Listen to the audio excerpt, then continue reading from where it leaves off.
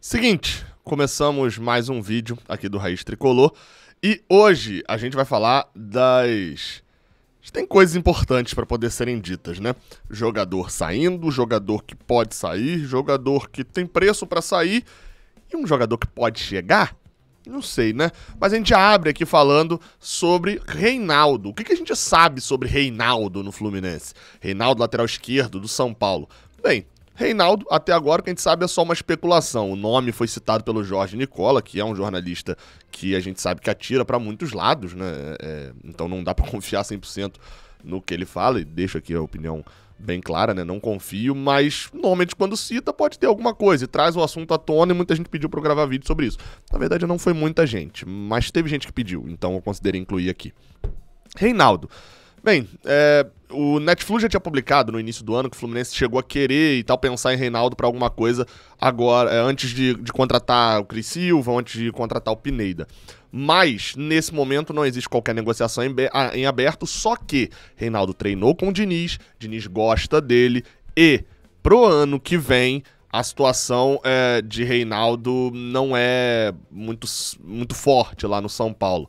O jogador pode ser que não fique no clube paulista e o Fluminense teria ali algum interesse, né? Bem, dos 3 laterais que o Fluminense tem... Na verdade, o Fluminense não tem 3 laterais, né? Tem 2 que o Marlon saiu. Dos 2 laterais que o Fluminense tem no seu cartel de opções, o Pineda tem o contrato de empréstimo até o final do ano e não fez nada até agora que motivasse uma renovação, e essa é a avaliação interna também, não vai ser renovado. Já Cris Silva tem o contrato até 2024, então ele se estende mais. A outra opção que o Fernando Diniz vem utilizando é Caio Paulista, mas é sabido também que não é a preferência total de Fernando Diniz a utilização de Caio Paulista ali. Ele usa porque precisa. Se tivesse um outro lateral, também utilizaria. Resumindo, Reinaldo pode ser um nome que o Fluminense vai investir, mas não agora, né? Provavelmente só no final do ano, quando o jogador encerrasse o contrato com o São Paulo, até porque nesse momento não teria a necessidade de trazer o jogador, e não só a necessidade, né? O investimento para agora, tem o tempo de adaptação e tudo mais, e além disso tudo, Reinaldo já tem 12 jogos pelo Campeonato Brasileiro 2022, então ele viria sem poder jogar nem Copa do Brasil, que ele já jogou pelo São Paulo no jogo... Aliás, ele não jogou Copa do Brasil? Jogou, quando no jogo contra o Palmeiras, e já jogou também Libertadores, já jogou Brasileirão, então mais de 12 jogos não poderia assinar com o Fluminense. Esse é o Giro de Notícias.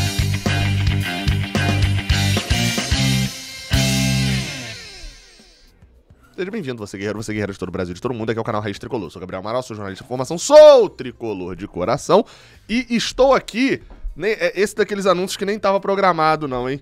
Não tava programado de cara não, mas olha, a Go Case, eu já mostrei essa capinha aqui que é muito maneira e é a que eu estou usando porque gosto bastante, mas também chegou a minha, que eu vou efetuar essa troca agora por sinal, que é dessa daqui, ó, capinhas oficiais do Fluminense, que é essa capinha de Fred. Cara, maneira, né, cara? Tem pra um monte de modelos de telefone, um ou outro só que não tem e tal, mas um modelo muito novo, um modelo... Mas tem pra, tipo assim, 99% dos telefones. Vai lá conferir se não tem pro seu. Fred Eterno aqui embaixo, a assinaturinha Fred Eterno, ele jogando o coração, essa arte muito maneira. Vai lá, usa esse QR Code que tá aqui do lado, ou o link que tá aqui na descrição, mas bota o cupom Raiz Tricolor na hora de botar lá o cupom, porque ele te dá um desconto a mais. É um desconto que faz diferença. Eles têm uma promoção lá de você comprar 2 e levar 4. Ou seja, você compra 2 capinhas, sai de lá com 4 capinhas. Então isso já é um descontaço. E ainda ganha mais desconto se você usar o cupom Raiz Tricolor. Vem aqui embaixo, tem um monte, tem modelo de camisa. Eu sempre mostro aqui, ó. Tem capinha pra cacete aqui, ó. Tem capinha, modelo de camisa do Fluminense. Tem de outras coisas também, de NBA. Tem de, modelo antigo de camisa do Fluminense, é o meu Rio. Tá cheio de modelo novo lá que eu quero também. A camisa azul, que eu não tenho. Eu quero essas camisas mais antigas, a rosa. Enfim, vai lá, o link tá aqui embaixo na descrição. A gente volta a falar agora sobre o Fluminense diretamente, falando sobre a Udinese. Udinese, clube italiano, não é sobre a Udinese, é sobre Matheus Martins. Isso porque a Udinese aumentou 1 milhão de euros o valor de propostas pro Matheus Martins. Matéria do Gustavo Garcia e do Thiago Lima no GE. Globo. A informação é de que a Udinese, que ofereceu 5 milhões de euros por Matheus Martins e foi recusado pelo Fluminense, eu consegui apurar na época que era 3 milhões e meio de valor fixo e 1 milhão e meio do bônus, né? Que é aqueles bônus por metas que ele teria por lá. Então era 3,5 milhões fixo só, né? Então viria 3,5 milhões mais 1,5 milhão dependendo do rendimento dele lá. Eles aumentaram, segundo o GE, essa proposta, que é de 90% do jogador, o Fluminense ainda ficaria com 10, seria de 6 milhões de euros, dá um pouco mais de 30 milhões de reais. Novamente, a diretoria do Fluminense recusou e só pretende realizar vendas com saídas ao final da temporada. Ou seja, mesmo que Matheus Martins seja vendido, ou qualquer jogador nesse momento seja vendido, nenhum jogador sairá agora no meio do ano, é o que pretende o Fluminense. É óbvio, é aquele exemplo que eu sempre dou, né? Se chegar com 15 milhões de euros à vista, no Pix, pra pagar por algum jogador, o cara vende agora, né? Matheus Martins é vendido agora e libera, uma boa venda. Apesar de 15 ainda não ser um valor tão assuntuoso assim, né? Até pela idade dele, Matheus Martins ainda é um jogador não é daquela geração de Martinelli, de Luiz Henrique, de nenhum desses jogadores da geração que já tá até mais velha, né? Matheus Martins é da geração 2003, 2004. Tem 19 anos, ele faz aniversário agora, né? Fez agora os 19 anos dele. Então, só que qual que é outro ponto que o GE traz? As negociações, no entanto, não foram encerradas. O GE apurou que os italianos mantêm conversas e devem subir a proposta para 7 milhões de euros, aproximadamente 38 milhões de reais, entre valores fixos e bônus, e o Fluminense mantendo um percentual do direito econômico. A direção tricolor, porém, não aceita liberar o jogador por agora, por acreditar que disputa o título da Copa do Brasil e do Brasileirão. Caso as negociações avancem, seria só para 2023. E aí tem aquele ponto, né? Matheus Martins já recebeu uma oferta do Shakhtar, se eu não estou enganado, por 5 milhões de euros também. E o Fluminense recusou. A Udinese agora viria com 7 milhões de euros, né, depois dessas duas recusas. Aí você vai falar, burrice vender agora e liberar em janeiro, porque ele pode jogar muito nessa reta final do ano e o valor dele subir. Concordo. Mas a gente precisa lembrar que Martinelli, que é um jogador que está bem em baixa agora também, chegou a ter duas propostas. Chegou a ter proposta do Anderlecht, proposta mesmo, a Vera. Chegou a ter proposta do Anderlecht por 5 milhões de euros, que era um valor que, se a gente parasse a pensar, e chegou a ter, segundo o Netflix também, uma proposta que daria um pouco, em torno disso, 5 milhões de euros também, dos Emirados Árabes. Ou seja, se a gente parar para pensar, 5 milhões de euros hoje em Martinelli, você aceita? Eu estaria na tendência de aceitar. Então, vida de jogador de futebol e quem lida com isso é muito difícil. Não é igual um carro, que do nada um carro não desvaloriza, né? Do nada um celular não desvaloriza, ou pelo menos pra isso acontecer é muito difícil. Um jogador sim, né? Um jogador sim. Do nada ele tem um rendimento ruim, ele passa por uma separação no casamento, o filho dele tem um problema e precisa ser internado, ele começa a jogar mal, sei lá. Isso é muito complexo, então eu acho que não deveria aceitar por Matheus Martins agora, ainda, mesmo essa próxima oferta de 7 milhões, eu ainda acho pouco, confesso, porque provavelmente eles estão aumentando muito mais o valor do bônus. Não é 5 milhões e meio fixo e 1 milhão e meio de bônus, né? Pelo menos é um chute, não é informação. Então, isso faz diferença também. Óbvio, valor à vista, valor a prazo, mas mais do que isso, a motivação, né? Eu sempre falo isso. Luiz Henrique, ele foi uma vitrine para jogadores que vêm da base. Ficou lá mais tempo, segurou, não se deslumbrou a cabeça igual o Marcos Paulo, igual a Miguel, que são ali, Miguel é um pouquinho mais novo, mas são da mesma geração, né, da base, e talvez seja o jogador que chegue mais pronto e nessa temporada 2022-23 seja o que mais renda na Europa dos jogadores que eram semelhantes a ele, que ainda tem Calegari, Martinelli, Luan Freitas, Marcos Pedro, Davi, Pitaluga, Wallace e André, né? São os outros jogadores que eu não citei aqui, que são todos geração dele. Talvez nesse momento o que vai fazer a temporada do 22-23 com mais chamativo ali seja Luiz Henrique. E serviu de espelho, do tipo, renove o contrato, fique que o Fluminense vai te valorizar por aqui, você vai ter moral e aí você vai pra Europa tranquilo. Isso hoje é Matheus Martins. E ele sair agora, recém-feito 19 anos, seria muito ruim pra essa imagem do Fluminense. Tanto lá fora, num momento em que pode talvez segurar um jogador. Você vê, poderia ter vendido na primeira proposta pra Udinese. Já aumentou 2 milhões de euros nessas propostas aí deles. E, é claro, pra quem tá vindo de baixo também. A gente não tem hoje um outro atacante já pra subir pro profissional ali, que já tem experiência no 23, que já tem a experiência de jogar no profissional e tal. Além de John Kennedy, que é descabeçado. Então a gente perderia essa referência do atacante da base. Vamos ver como é que vai se resolver isso daí. Outro que pode sair, e que é da base também, mas esse daí, Mário Bittencourt garantiu que não vende, E, segundo a reportagem do Bruno Andrade, que é do UOL, eu confesso que não conheço o Bruno Andrade, mas ele é jornalista lá em Portugal, né? Ele é brasileiro lá em Portugal e é correspondente também do UOL. Ele garantiu que internamente o Fluminense estabeleceu 20 milhões de euros como valor para a venda de André.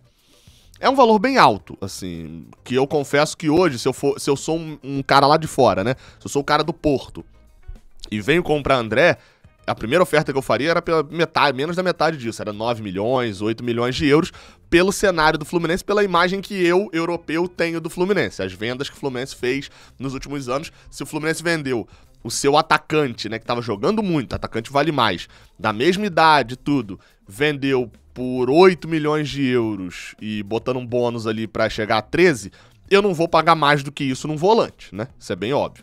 Então, assim, a imagem seria essa. Então, 20 milhões de euros, normalmente eu costumo falar, olha, time não estabelece valor. Estabelece esse valor já quando você já está em negociação. Do tipo, o Porto, o Betis vem comprar e fala 3 milhões. Aí o Fluminense fala, não vendo por menos de 13, por exemplo. E aí o Betis chega em 13, por exemplo. Quando já está em negociação. Ou então quando você quer estabelecer um valor mais alto do que o mercado diz que vale. Por exemplo, o mercado diz que vale 12, então o André vale 20. Tá aqui 20, vem e paga. Só nessas situações para estabelecer valor definido. Porque se você tá ali, estabelece valor, não. André não vendo por menos de 8 milhões. Ninguém vai oferecer 9. E é possível que ofereça, né? Que o André valha 9. Mas ninguém vai oferecer 9, pô. Você já aceitou 8. Então se o Fluminense diz, só aceito por 20, bate pé no mercado, pra no fim das contas vender por 6, vai passar vergonha e vai mais uma vez fazer mal ao mercado do Fluminense. Mas lembrando, isso é uma matéria do Bruno Andrade, o Mário Bittencourt falou que não vende nesse ano. Vamos ver, né? Aliás, falou que André não sai nessa janela. Talvez uma venda enviando o jogador só em dezembro, isso pode acabar até acontecendo. Mas vamos aguardar. Eu vou te falar. Eu acho que... E aí não é informação, tá? Quando eu tenho informação que eu não posso falar, eu não falo. Eu fico com essa bobeirinha que eu tenho uma informação, mas eu não vou contar pra vocês, não, hein? Fica de olho, tá? Porque eu acho que isso é sacanagem com vocês. Eu chutaria que até o dia 10 o Fluminense realiza uma venda. Não sei se vai ser pública, mas eu chutaria. O Fluminense não vai deixar fechar essa janela sem realizar a venda, não, porque a gente já tá começando a ver que o salário... Então, assim, a gente não olha até o final do ano e fala bem assim, como é que vai controlar o grupo no salário, porque não precisava de vender? Como é que agora, entendeu? Vamos ficar de olho, não sei. Eu chutaria que vem uma venda aí. E pra fechar, veio uma venda que não é venda, né? Lucas Claro, zagueiro do Fluminense, tinha vínculo até o final desse ano e ele solicitou, nessa quarta-feira, que fosse rescindido o seu contrato com o Fluminense para ir para um clube turco. Um clube da Turquia, de onde ele veio, por sinal, antes de chegar ao Flu. Segundo o próprio Fluminense, o clube receberá uma compensação financeira pela saída do atleta. Ou seja, entrará algum dinheiro? Não sabemos. Por quê? Vamos lá. Primeiro sobre o Lucas, as notícias, depois o comentário, né? Quando fala em compensação financeira, não necessariamente o Fluminense está falando que vai entrar dinheiro em caixa. Com certeza tem uma dívida ou outra ali, tem uma farpela de 13º, tem um fundo de garantia que está em atraso, né, Mário Bittencourt? Cadê a comprovação de que o fundo de garantia tá pago? Enfim. Tem um fundo de garantia, tem uma coisa de férias, tem o salário desse mês, aí junta ali um bolinho disso que vai dar, tipo assim, 1.700.000 reais, por exemplo, o Fluminense devia ao jogador. O jogador acerta lá, às vezes nem isso tudo, tá? O jogador acerta lá com o clube da Turquia e fala, olha, eles estão pedindo esse pagamento, não sei o que, o Lucas Claro desconta e o clube turco paga o Lucas Claro lá em luvas. Tô aqui elucubrando, tá? E ele vai. Então, a compensação financeira, o Fluminense ganha dinheiro. Por que ganha dinheiro? Porque usou o Lucas Claro e não pagou. Então, é como se ele tivesse ganhado dinheiro pra pagar, né? É um desconto. Mas imagino que a compensação financeira seja isso, não seja uma transferência direta de valores mesmo, que o Fluminense segure alguma dívida com o Lucas Claro. Esse exemplo que eu tô dando já aconteceu com outros jogadores, como por exemplo, acho que mais chama atenção é o Wellington Silva, né, quando ele saiu no início de 2020. Falando diretamente sobre o jogador, né, eu vi, assim, pelo amor de Deus, não seja esse cara, tá? Eu vi gente falando bem assim, meu Deus, é mais um jogador que o Fluminense perde de graça, que o Fluminense...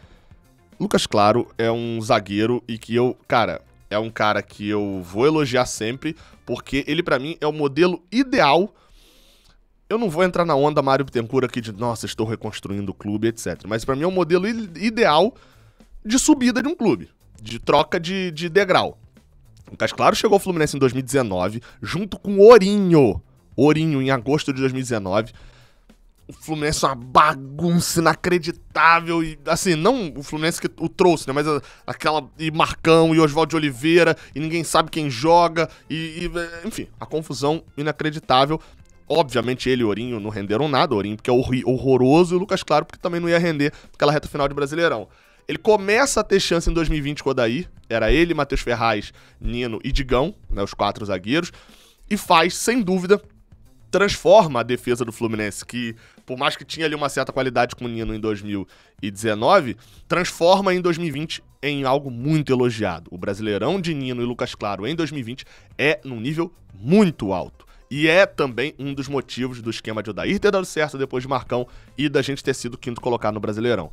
Pra 2021, a gente quer o quê? Manter a mesma coisa? Não, subir um degrau. E aí por isso a gente vai vendo a nossa defesa evoluindo. Lucas Claro deixa de ser primordial, passa a ser um reserva, que falha de vez em quando, joga de vez em quando. E vai até 2022, onde é um zagueiro que praticamente não atuou muito pouco.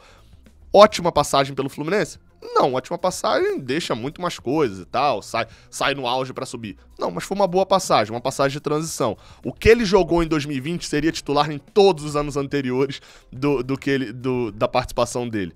E até o ponto em que a gente pôde investir um pouco mais e não tem a necessidade de utilizá-lo em 2022 ou 2023. Sobre a liberação, é um zagueiro de 30 anos, que não foi comprado pelo Fluminense, tinha mais 6 meses de contrato e vale a pena para o Fluminense, dada a pouca utilização de Lucas Claro, liberá-lo sem pagar nenhum valor, enfim, né, nem receber, como eu falei, né, a compensação financeira que chega é muito mais para tirar essas, entre aspas, dívidas que tinha com ele, não pagar o salário dele até o final do ano e economizar nesses valores. Vale muito mais a pena, até porque a gente tem tido um zagueiro que a gente contratou e praticamente não deu minutos até agora, foi o David Duarte, dá mais minutos pra ele. Por exemplo, Lucas Claro, nesta temporada, mesmo atuando durante um bom tempo ali, chegou a ser titular durante um bom tempo com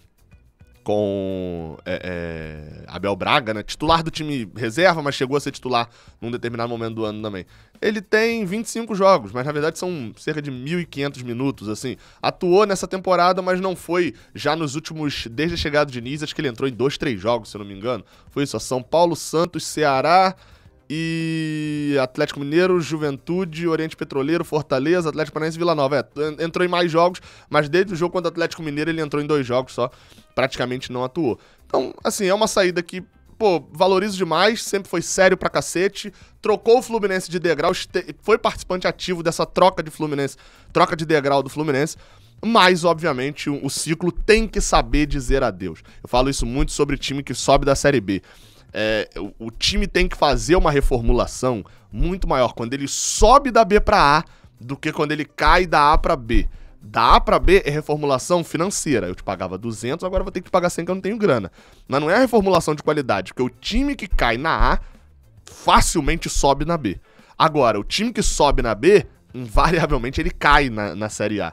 E aí é por isso que gratidão e tal precisa também de reformulação. Esse é o mesmo caso de Lucas Claro. Ele chegou quando o Fluminense tinha um time de disputar zona de rebaixamento. Hoje, com o Fluminense sendo um time de disputar título, G4, Lucas Claro já há 3 anos a mais não tem mais lugar pra ele no Fluminense. E é bom ele entender isso e ir pra Turquia e ser feliz também em tudo lá. Beleza? Então é isso. Sobre zagueiro, a gente vai continuar tendo uma quantidade vasta, né? Por exemplo, até agora a gente não precisou utilizar quase David Duarte. Ainda tem, além dele, né, Felipe Melo tem jogado de zagueiro, mas você ainda tem, além deles, David Braz, Nino e Manuel, os zagueiros que pouco se machucam também, ou até pouco ficam suspensos. E além desses, ainda daqui a pouco vai ter recuperação também, se Deus quiser, de Luan Freitas. E a gente passa a ter um cartel ali grande de zagueiros e projeta a contratação pro ano que vem, imagino eu, até pela possível perda de Nino. Até a próxima. Valeu, o vídeo ficou grande, mas tem bastante informação. Valeu.